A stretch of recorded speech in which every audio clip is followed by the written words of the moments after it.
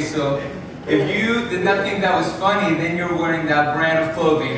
Average there, okay? You need help. Just go seek help from your wife or your someone who knows fashion. I want to say Happy Father's Day to all of the fathers present here. I'm glad you decided to join us in worship. Because let's be honest, on a day like today, you could have stayed home on the recliner, with a soda, your favorite soda drink there, watching TV, and yet you decided to be here today. And I'm saying this because I like comfort. I don't know about you, but I think we all do.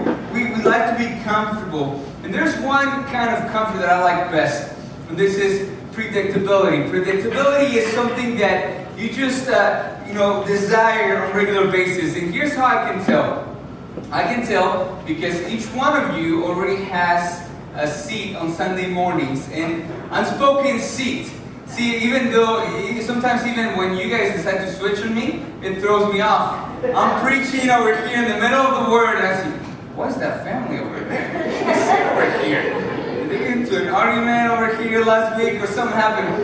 That's how much as humans like to be predictable, like to know what's coming next. We like to know what is happening. That's why we love places like McDonald's and Walmart, even though there's like a love-hate relationship, right? Because you don't like it because it's always the same old, but you like it because they have the same stuff. And no matter where you are, you can be in the middle of nowhere and getting lost. And if you see a Walmart, you can probably have relief. It's like, it doesn't matter, I'm okay. There's the Walmart here, there's civilization somewhere around here. That's how much we like predictability. We like to be comfortable. We like to know what's ahead. And that's exactly what we're going to be talking about. We're going to be talking about getting the courage to lead. Now, the moment that I mentioned the words lead or leadership, many of you may make the mistake of just thinking about organizational leadership. That's not what we're talking about here today. We're not talking about supervising or managing. We're not talking about CEOs or bosses. Nothing to do with organizational leadership. In fact, we're talking about the kind of leading that we all want to do. See, to lead means to cause a person to go somewhere, to go with you by holding them by the hand. By taking someone somewhere, by holding them by the hand. That's the actual definition. Or leading them with a rope or something, just to many times to new places. Leading is not about a position. Leading in life just means taking people somewhere where you want to go. Taking them with you. And I think that kind of leading we all want to do. See, we all want to take our wives to a marriage that they enjoy, to a marriage that we all enjoy, to a place of intimacy, emotionally, in the sense that you feel like you're really one person, that you feel like you're connected. We all want to take our kids to that place where they're responsible adults that can turn off the lights, number one. But besides that, they love the Lord, they have, a success in whatever area they wanted to start, focusing their lives on. We all want to have family members, that are in harmony, and families that can get along together. See, that kind of leading is the kind of leading that we're talking about. The kind that we all want to do. We want to take people on journeys, with us. And that's the kind of leading that we're going to be talking about. Now, here's where it gets tough. I'm really good at sitting on the couch and telling the world what's wrong with the world. But it's different when you have to get up and do something. It takes courage to lead because leading requires me to get up. See, my wife will attest that when she's putting in a new picture or trying to fix the living room or an area in the house, it's really easy to say, oh, by the way, that's still a little bit crooked, so you just move it to the left a little bit while I'm sitting down. And that never ends well, just number one. But also, we need to realize that, if leading requires to get off the couch and do something. See, Martin Luther King Jr. said that the ultimate measure of a man is not where he stands in moments of comfort or convenience, but where he stands at times of challenge and controversy. It is during those times that it's hard to lead, and it takes courage to lead your life, to lead your family, to lead people to the path where you feel they need to go. Pastor Doyle and I were talking this week about this message, and he just mentioned, pointed out that we all have been there. I mean, we all have been in the locker room before that big game. Or maybe walking down, many of you can relate, walking down the field and feeling the adrenaline run through your veins and just feeling how, there's people watching, your family is watching you, and how you perform that day is going to tell maybe, if you're going to get a scholarship in college or not. Everybody can relate to that night before your wedding where you thought and you just realized this is the last night I'll be single and this is a commitment for a lifetime. Everybody can relate to that time when you held your child for the very first time and you realized that it was just up to you. The destiny of this one life was up to you and your wife. Everybody has been in those situations where there is in front of us, there's something unknown. And I want to tell you, none of us like to be in that spot. It's easier to be in what is known already. In fact, here's the temptation that you are going to face. The temptation is to stay in the places that you know, even though there may be better places that are unknown. Have you ever found yourself in that situation? You go to a restaurant and you just know, like for me, I know I like my steak tacos from any Mexican restaurant, and I'm like, I can't go wrong with that. So it's safe, and sometimes I want to try new things, but it's always the question, what if I don't like it as much?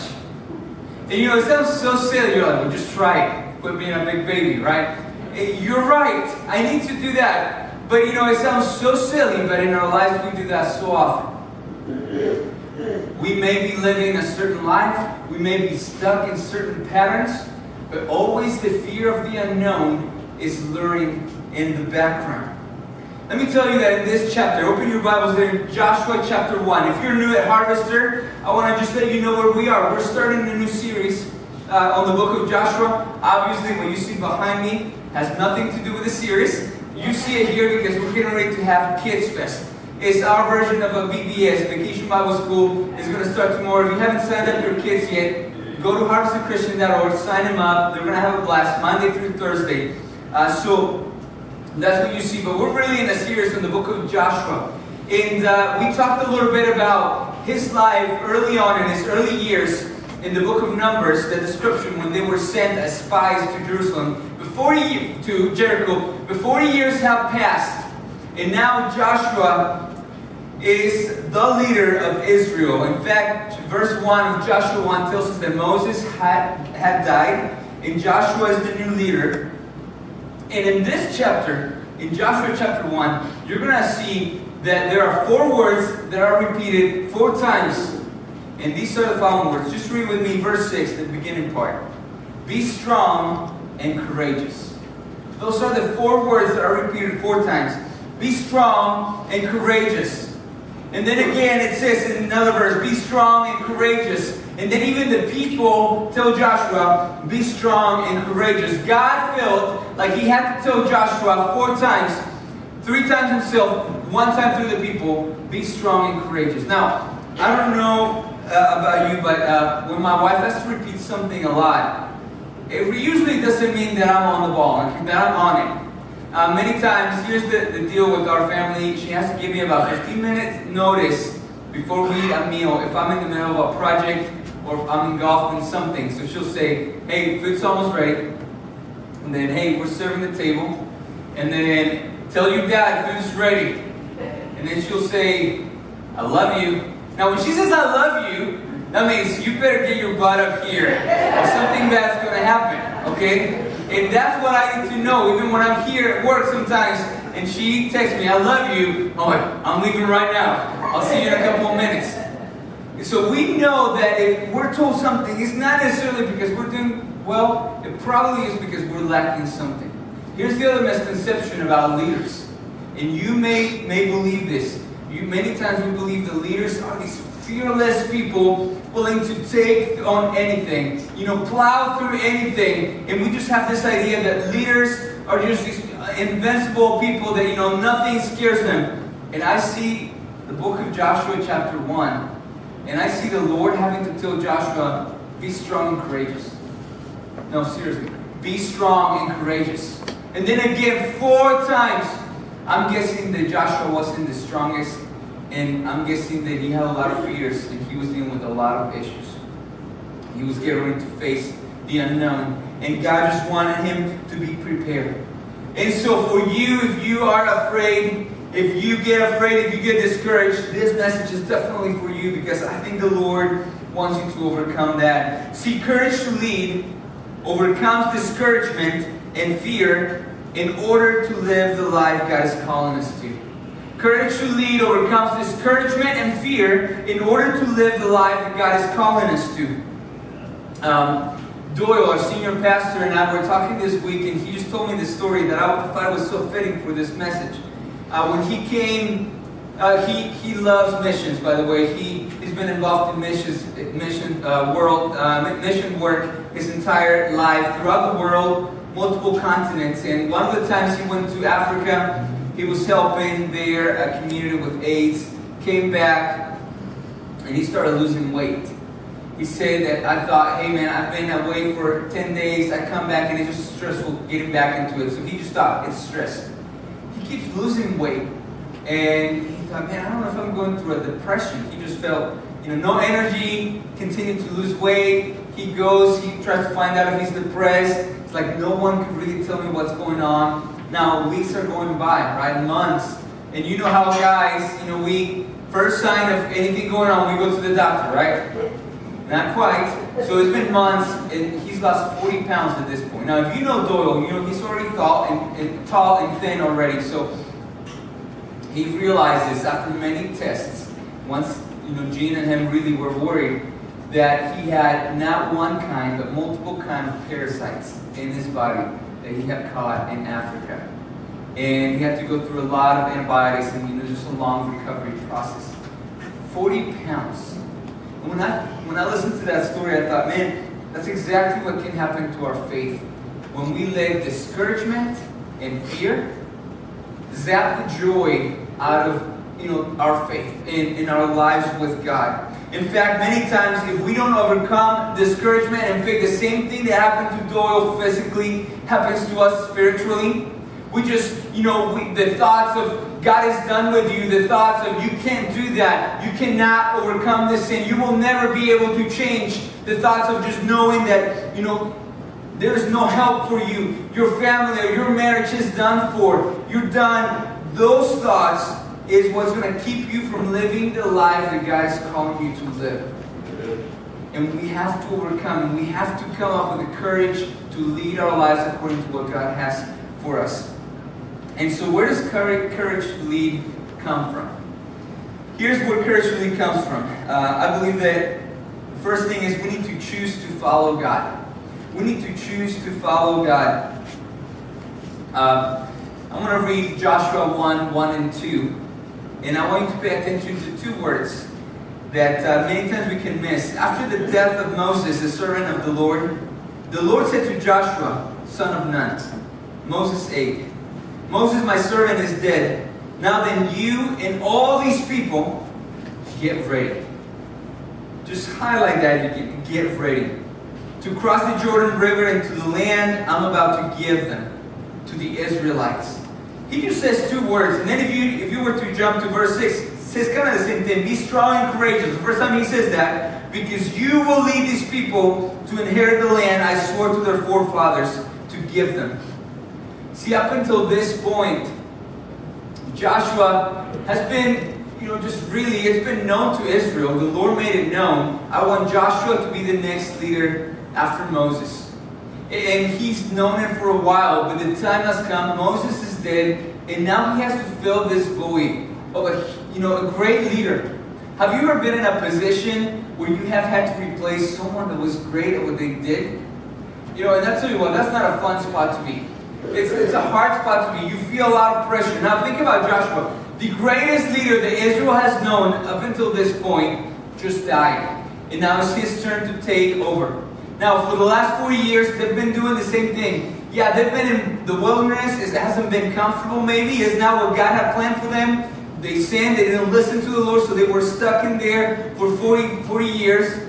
But it's comfortable in the sense that they know what's coming. It's predictable. We get food from the Lord. We get manna. And then we can make our food. And we know we are in a sense safe in the desert. And now the Lord is saying, get ready.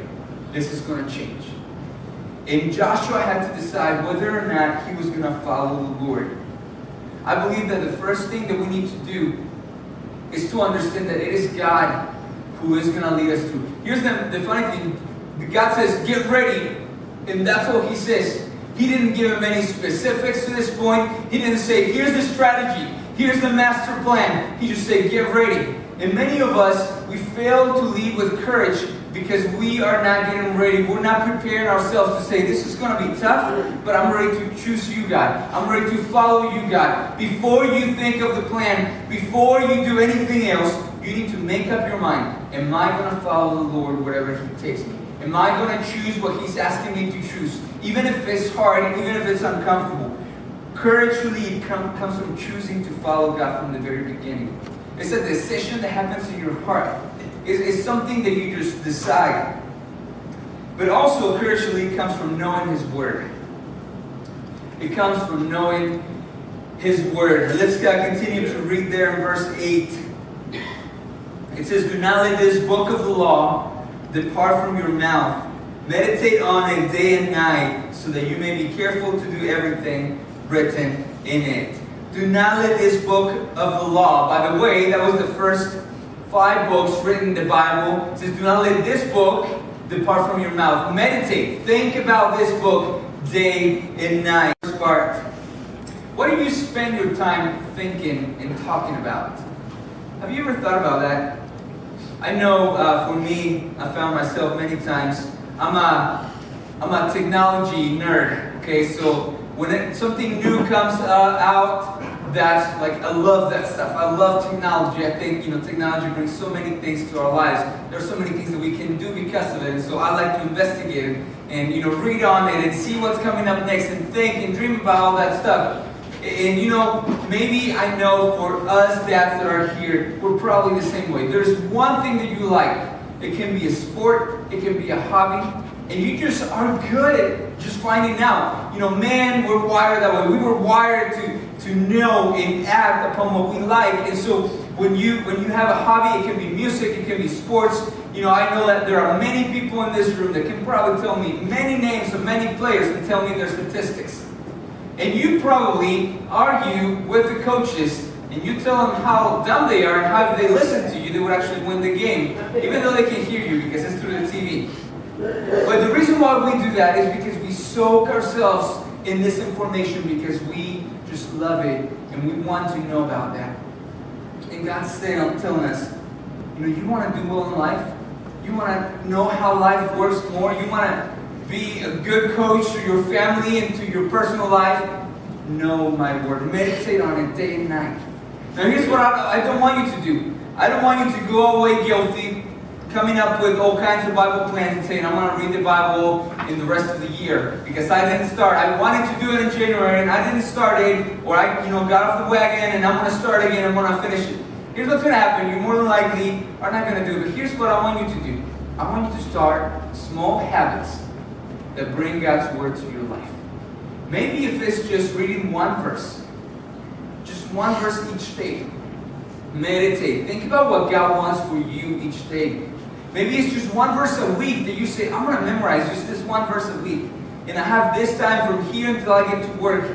And maybe God's promises and God's word is going to seep into your heart. If we want to do well in life, we need to read the instruction manual. If you want to know how life works, how this world makes sense in the light of God and His master plan, you need to read the instruction manual so that you know what He's doing in you and around you. So to have the courage to lead, we need to choose to follow Him. We need to know His Word. But not only that, we need to do His will. Doing His will is how we get the courage to lead. Many times when I read Scripture, I'm so quick to overlook certain words. And that's what maybe I did the first time that I read this verse. But let's read over verse 8 again. Listen. Do not let this book of the law depart from your mouth. Meditate on it day and night. Here are the words that I missed. So that, two easy, short, simple words. So that you may be careful to do everything written in it. The purpose of knowing and meditating on God's Word, it isn't just so that it stays here. It isn't just so that you can spit it out whenever someone asks you, do you know any Bible verses? Oh, I do. It is so that you can start to do it. The Bible says that it's alive. And I believe the way that that's fulfilled is when people start doing His Word. When you let His Word seep into your heart, that it transforms you, it transforms your mind. It renews it. The Bible says it renews your mind so that you can start to do it. That's when the Word of God becomes alive. And it's up to you to make it alive in you. It's so that we can fulfill His purpose on this earth. And you might say, if you're new to church, I get it. You may be thinking, man, there's a lot of laws and regulations and things that I don't understand. Let me make it easy for you. Jesus summarized the Old Testament with 2 commandments. He said, love the Lord your God with all your mind and heart and soul and strength, and love your neighbor as yourself. But to be able to do that, you have to know God. You have to know how everything works. That's why you have to meditate on His Word. You have to know it. And let's see what he says.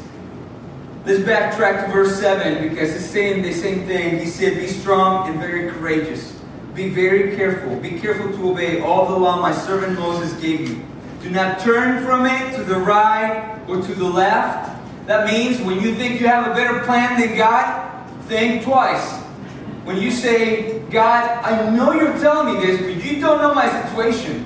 We're in the 21st century, God. You wrote this, thousands or hundreds of years ago. You don't know what I'm going through. See, life is different now. The American culture is just different. When you're trying to make excuses, remember this verse. Do not turn from it to the right or to the left. Amen. Don't veer from it. Don't think that you got to figure out better than God. Then, that you may be successful wherever you go. Verse 8 says the same thing. Then you will be prosperous and successful. Now here's the danger. That I think we need to define what success is.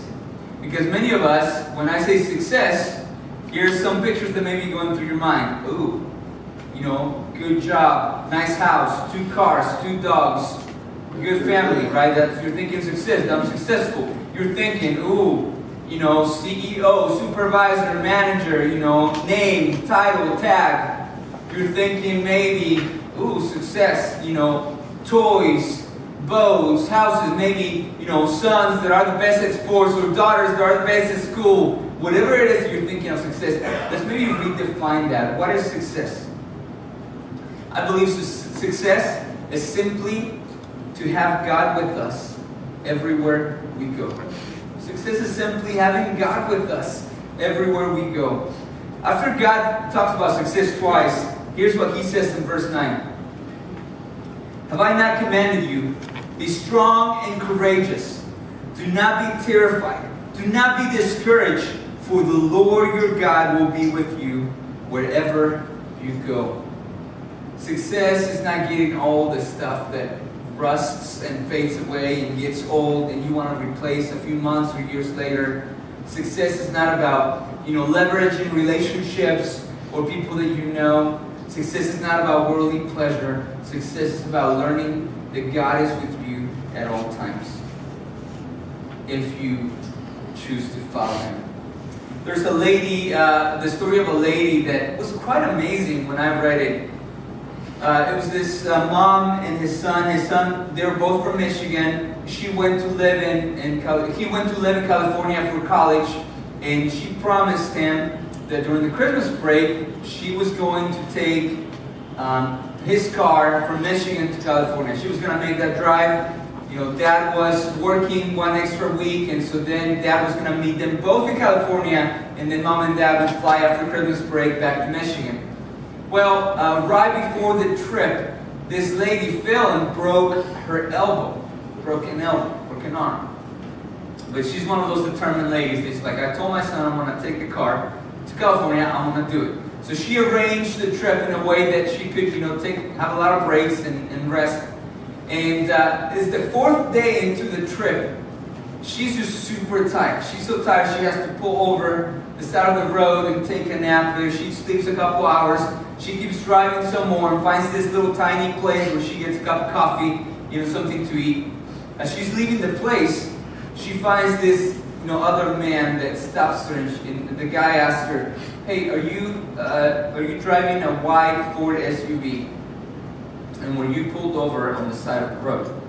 She's, of course, by herself in the middle of nowhere, and this guy is asking her this question. She, is worried. She's trying to walk back into the place, and he's like, "Please, ma'am, don't worry." He convinces her finally that he's not gonna mean any harm to her. So she agrees. She's like, "Yeah, that's me. That was me. Why?" And the guy tells her, "Hold on right a minute, ma'am. I'll tell you all about why I'm asking you this. I need to make a phone call." The guy goes, makes a phone call, comes back and tells her, "Ma'am, I don't think you realize this, but you have been followed by truck drivers since Indiana. See, in Indiana, one of the truck drivers said that your arm was broken and the road conditions weren't good in this, winter weather. And so he's been radioing and calling truck drivers, telling them where you are to see if they see you and to keep an eye on you all along. And one of the truck drivers just radioed, me and a bunch of people to let us know that you were pulled off on the side of the road. And if we didn't see you in a couple hours, we were going to call for help for you." This lady didn't notice that someone cared. Someone saw her, that her arm was broken, and saw that she was driving and just cared for her enough to make a call to let people know to keep an eye on her. Many times you don't realize that God is walking with you. You may not know it. You may not realize it, that He's right there with you every step of the way. You think because you don't have the success that maybe you have in your head, He's not with you, but He's walking there with you if you choose to follow Him, if you choose to do His will, if you have the courage to lead. And so what do? I want you to pick up the baton. One of the most, to me, memorable moments in the 2016 Olympics was a roller coaster. Really, if you follow the Olympics, this was a roller coaster moment. It was when the women's 4x100 relay team was doing one of the qualifiers, and they dropped the baton. In fact, there's a picture that just shows that their names were Allison Felix and English Gardner. They are in the second exchange. Actually, it was the second exchange, and all of a sudden, by the way, this team was expected to win. All of a sudden, Allison Felix seems to throw the baton, which you're not supposed to do. You're not supposed to let go. Seems to throw the baton, and that's the moment that you see her face of pain, and not physical pain, but like, I just messed up. And you could hear the crowd. I remember this. You could hear the crowd like whoaing. It's like whoa. And you could see just like as the narrators were talking about it, like they couldn't believe what had just happened because they were supposed to win it all. And then everybody's just in a weird, somber mood, and everybody finishes the race. Germany ends up winning that qualifier. But then you see English Gardner picking up the baton, and they just finish the race. You see people start clapping again. They thought it was over. They thought it was a good sign of sportsmanship just to be able to finish the race. Now, what no one had seen is that the Brazilian lady that was racing actually got in Allison Felix's way on her lane, and with her elbow got her off balance. And that's what had caused Allison Felix to drop the baton, throw the baton. So Allison Felix, they knew that, and so they appealed. They win the appeal, they run solo that night, they make the finals, they end up winning the gold medal. Now here's where they won the gold medal. It wasn't in the race, they were already supposed to win. When Allison Felix drops the baton, she knew something was wrong. She knew, they had to finish. She knew that she had been bumped by this Brazilian, racer, and she told English Gardner, pick up the baton and go. Pick up the baton and go. Didn't have time to explain it. English Gardner, if you read about it, they kind of tell a little bit of the story. She's like, I didn't know what to do, if I should finish or not. But she ends up listening, grabs the baton, and goes and finishes the race. And just think about the embarrassment they were thinking and feeling, but they went ahead and finished the race. And it was that decision to listen to her teammate, to say, I'm going to grab it and I'm going to go. I don't care what's happened, that allowed them to win the gold. And I believe that's God is asking you today to pick up the baton, to say, how are we going to raise the next generation? It's your time to run, buddy. It's your time to show the next generation of young boys what it's like to be a man. Here we go. Run with it. Come on, pick up the baton and go. To moms, saying the same thing. You ladies need to show these young girls what it's supposed to be like to be a godly woman and mother and wife. Pick up the baton and go. If you're a life group leader, maybe you're not, maybe God is saying, pick up the baton of a life group leader. We need more people to get into this word so they can meditate day and night, so they can do my will, pick up the baton and walk along with other Christians so that they can learn more about me. Whatever it is that God's calling, maybe your school and your work, be a light to the people around you. God is saying, pick it up and go. And it is only if you have the courage to lead. It is only if you can choose to follow God and really meditate on His Word and do His Word that you're going to see Him in everything that you do. And that is the place where we want to go. Hey, if you're still watching, we just want to thank you for coming by and just watching this message. And I just want to share real fast the reason why Harvester does this is because we believe that people need to hear about the Lord Jesus. It is our mission to lead people to find and follow Him. And so I just want to encourage you, if you have not received Jesus in your life ever, I just want you to listen to these words in John 3:16. It says, for God so loved the world that He gave His only Son, that whoever believes in Him should not perish but have eternal life.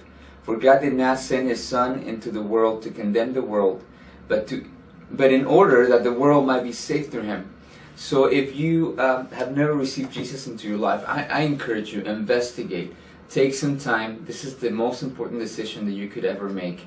And so what we're going to do is we're going to show you right here at the bottom of the screen just our website. You can always go to harvesterchristian.org and find out a little more about our church. And if you don't live locally, then I just invite you, find a church that you call home, that believes in the Bible as the Word of God, and just start worshiping, start learning more about who our Lord is.